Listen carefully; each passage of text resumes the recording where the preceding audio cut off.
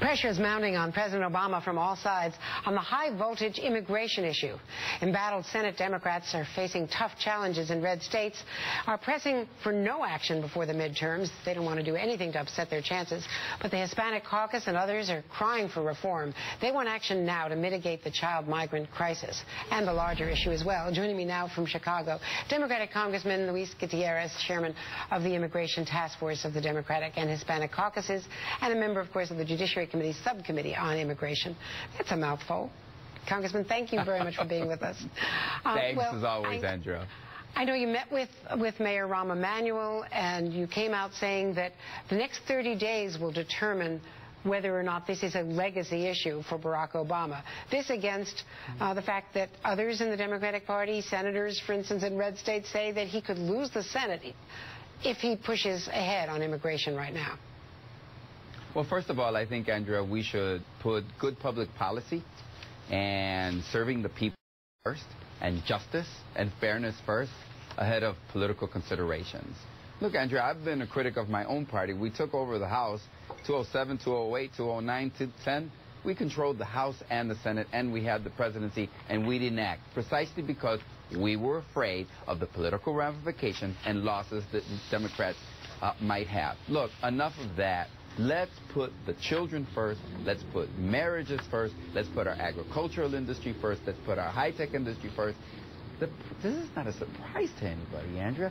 The president said if there is a lack of action on behalf of the Republican majority in the House of Representatives, I will act. He was very patient. They said to him, oh, we want to do this piecemeal. You remember the president said, okay, we'll do it piecemeal. They said, we're not going to conference on the Senate bill. He said, then draft a better bill than the Senate bill. I mean, he said, everybody can't become a citizen right away. Okay, we won't walk away from the table. But each and every time they made a suggestion, we're moving forward to reaching a deal on immigration reform. In the end, the speaker called him up at the beginning of July and said, I'm just not going to do anything about it. So the president has a responsibility to act. What do you hear he might be doing?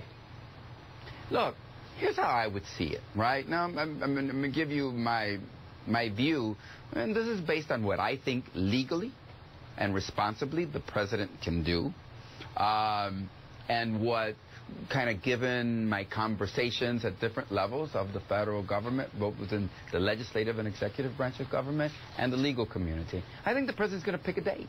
He's going to say, let me see, of the 11 million undocumented workers in the United States, if you've been here 10 years and you've established roots in your community, you have children, you've been married, you've been working, very important, you can go through a vigorous background check, provide us your fingerprints, register with the government, and show us that you've been working and you've been behaving. I'm going to give you a 2-year permit to work in this country, and I'm going to free you from being able to be. And I think he's going to look at what are the considerations of the high-tech industry, right? They need manpower, and it's not being provided because Congress won't act. He's going to say, wow, the farmers. Go ahead. Well, I was just going to say, farmers are going to need help. Well, would you add a path to citizenship, and then how would you rebut the charge of amnesty? I want a path to citizenship. And that's why it is preferable for me for there to be a legislative solution. But, Andrea, I didn't come here to pat myself on the back, but it's going to be pretty hard to find anyone that's worked harder than I have in building coalitions and being respectful of the Republican majority in the House of Representatives over the last 2 years and trying to put a framework together in which we could vote on.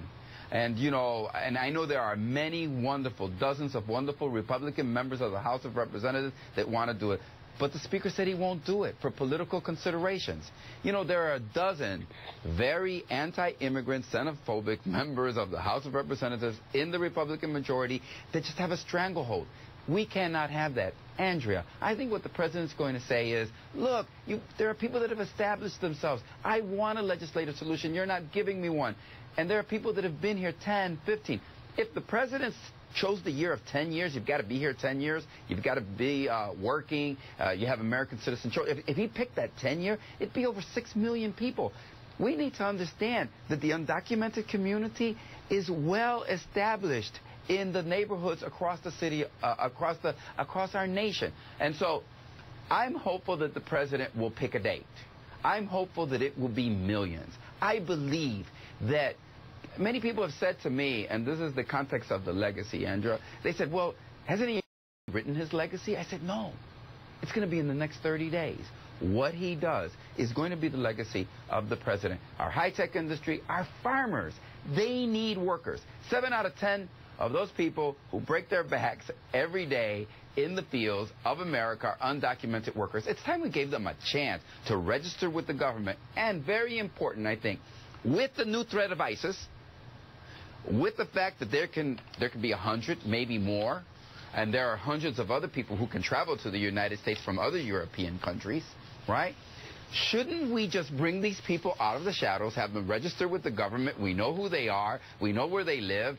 We know that they're behaving themselves so that we can use our enforcement, our homeland security enforcement, to prevail against other threats against the homeland.